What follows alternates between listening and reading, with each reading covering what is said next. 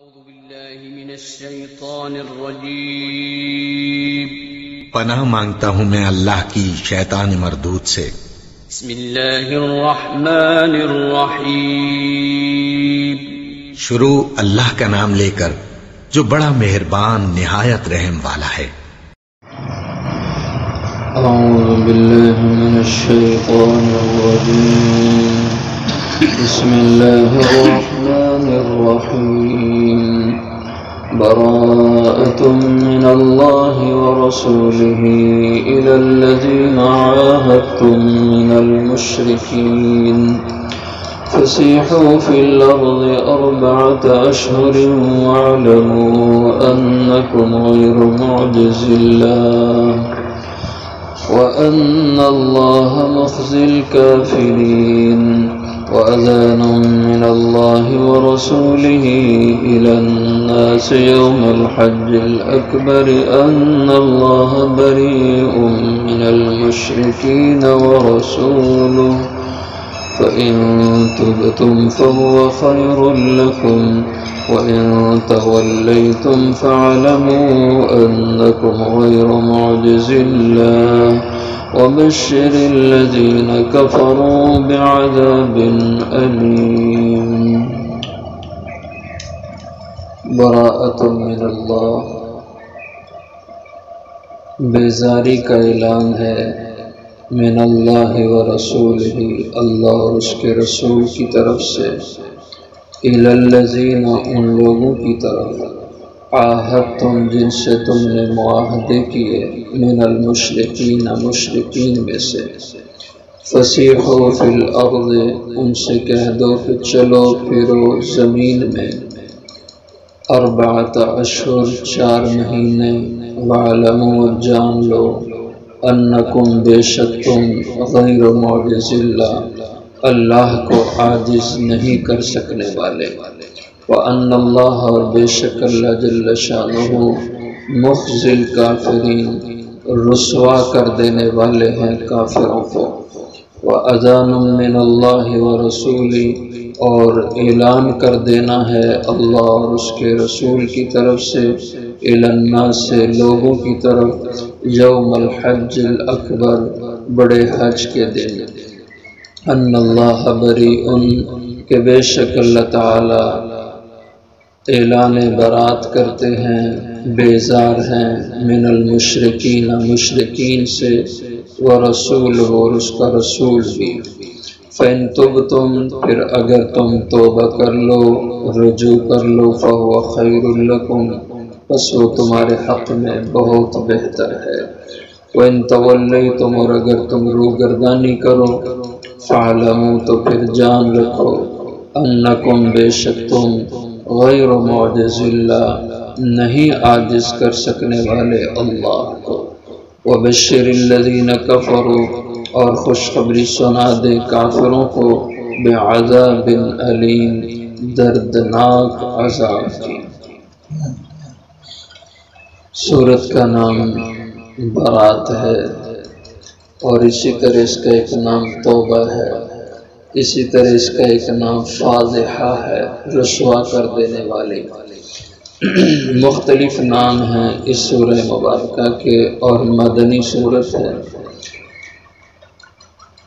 اور اس سورت کے شروع میں بسم اللہ نہیں لکھی گئی، اور اس کی وجہ حضرت عثمان غنی رضی اللہ عنہ جو قرآن کریم کے جمع کرنے والے تھے، انہوں نے فرمایا کہ اللہ کے نبی صلی اللہ علیہ وسلم جب قرآن کی کوئی آیت مبارکہ نازل ہوتی تھی وہ ہمیں لکھواتے تھے اور ہمیں بتاتے تھے کہ یہ آیت فلاں سورت میں لکھنی ہے، یہ فلاں سورت کا حصہ ہے، اور سورت کے شروع میں حضور ہمیں بسم اللہ بھی لکھواتے تھے، لیکن اس سورت کے شروع میں حضور صلی اللہ علیہ وسلم نے ہمیں بسم اللہ نہیں لکھوائی، اس لیے ہم نے بھی اس کے شروع میں بسم اللہ نہیں لکھی۔ اور بسم اللہ کیوں نہیں لکھوائی حضور صلی اللہ علیہ وسلم نے؟ حضرت علی المرتضی رضی اللہ عنہ کی روایت ہے، آپ فرماتے ہیں کہ بسم اللہ چونکہ امان نامہ ہے، اللہ کی طرف سے ایک امان ہوتی ہے، جس میں اللہ کی رحمت اور اس کی مہربانی کا اظہار ہوتا ہے، جبکہ یہ صورت براءۃ من اللہ ورسولہ، اس میں اعلان برات ہے، اس میں اعلان جنگ ہے جو رحمت کے تقاضے کے خلاف ہے، اس لیے اس کے شروع میں بسم اللہ کو نہ رکھنے کی شاید یہ حکمت ہو۔ بہرحال اللہ کے علم میں ہے اس میں کیا حکمتیں ہو سکتی ہیں، لیکن چونکہ حضور نے اس کے شروع میں بسم اللہ نہیں لکھوائی تو حضرت عثمان غنی رضی اللہ عنہ فرماتے ہیں ہم نے بھی نہیں لکھی۔ تو حکم بسم اللہ کا یہ ہے کہ جب اس صورت سے تلاوت کا آپ آغاز کریں، جیسے ابھی ہم نے کیا، تب تو بسم اللہ اعوذ باللہ پڑھیں گے، کیونکہ قرآن پاک میں اللہ نے فرمایا جب تم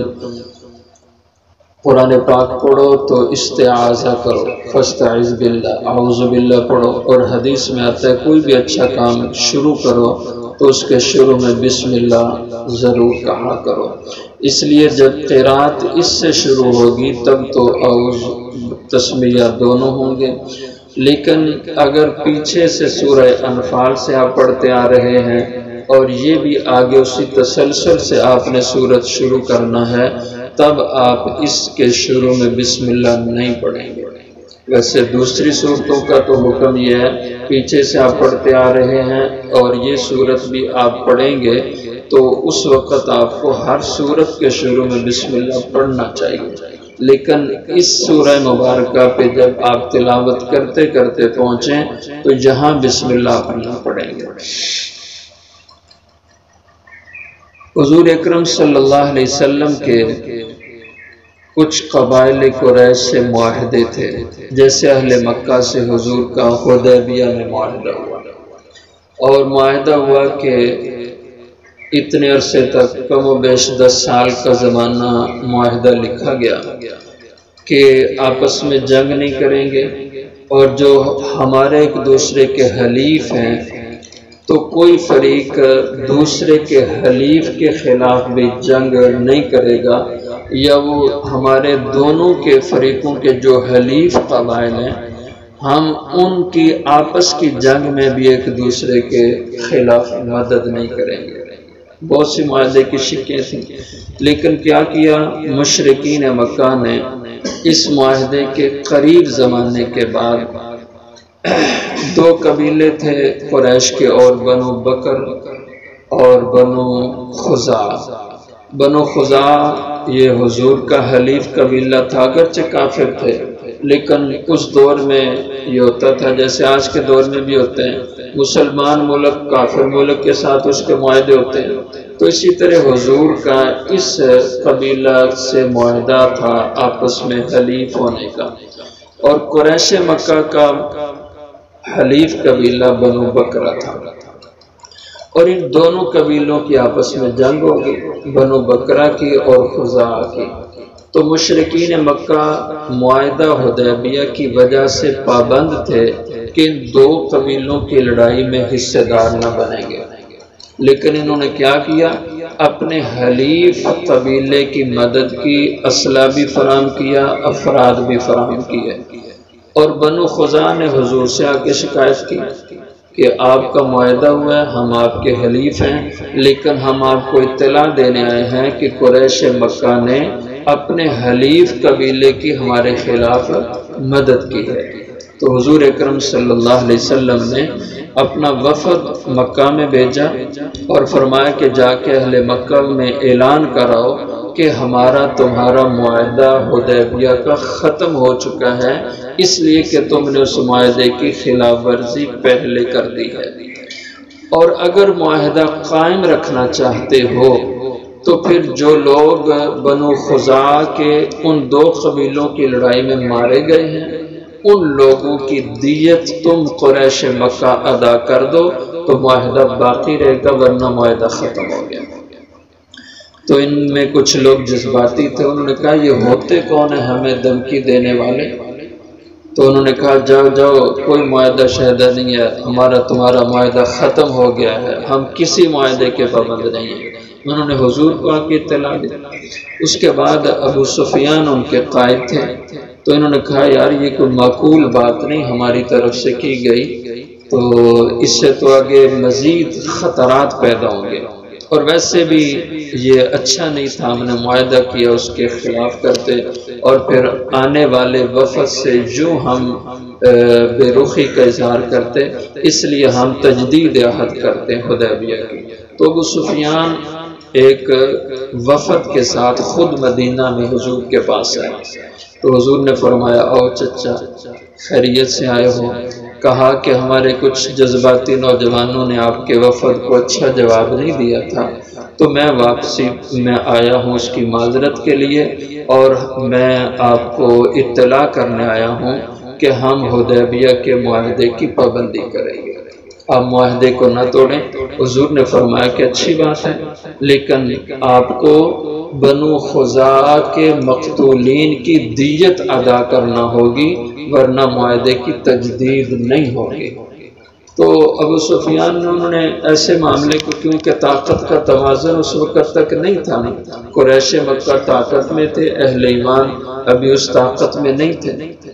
تو طاقت کے گھمنڈ میں انہوں نے کہا نہیں چلو چھڈو اس بات کو، چھوڑے آپ، ہمارا آپ کا معاہدہ تازہ ہو گیا، ہم نے تجدید عہد کر لی۔ حضور نے فرمایا کیسی باتیں کرتے ہو، آپ ایک قوم کی قیادت کر رہے ہو تو قائد والی بات کرو، معاہدے کی تجدید کرنا ہے تو جو اصل جرم ہے اس کا ازالہ تو کرو، مقتولین کی دیت ادا کرو۔ لیکن وہ اس بات کے اوپر آنے والے نہ ہوئے، وہ چاہتے تھے بس ایسے سرسری سی بات کہہ کہ ہماری تجدید معاہدہ ہو جائے، لیکن حضور نے اس بات کو تسلیم نہیں کیا، اس کا آگے مزید تفصیلی ذکر ہے۔ بہرحال ایک تو یہ قریش مکہ کی طرف سے معاہدے کی خلاف ورزی ان کے معاملے میں یہاں پہ اعلان ہے، اور دوسرا وہ قبائل جن کا حضور سے کوئی معاہدہ نہیں تھا ان کے بارے میں اعلان ہے، اور تیسرے وہ لوگ کہ جن سے حضور کا معاہدہ ہوا تھا امن کا، اور وہ لوگ اس معاہدے کے پابند بھی تھے، ان کے بارے میں بھی یہاں ان آیات میں اعلان ہے، ان تینوں قسم کے قبائل کے حوالے سے۔ تو پہلے وہ قبائل یہ قریش والے جنہوں نے معاہدے کی خلاف ورزی کی، ان کے لیے اعلان ہے براءۃ من اللہ ورسولہ، اللہ اور اس کے رسول کی طرف سے بیزاری کا اعلان ہے، الی الذین ان لوگوں کی طرف عاہدتم من المشرکین جن سے تم نے معاہدہ کیا، جو مشرکوں میں سے ہیں، یعنی مکہ کے مشرکوں میں سے، اور انہوں نے معاہدے کی خلاف ورزی کر دی، انہوں نے معاہدے کو توڑ دیا، اس لیے تم بھی معاہدے کے توڑنے کا اعلان کر دو کہ ہم اب کسی وعدے کی شک کے پابند نہیں ہیں، ہاں البتہ کچھ وقت دے دو، فسیحوا فی الارض،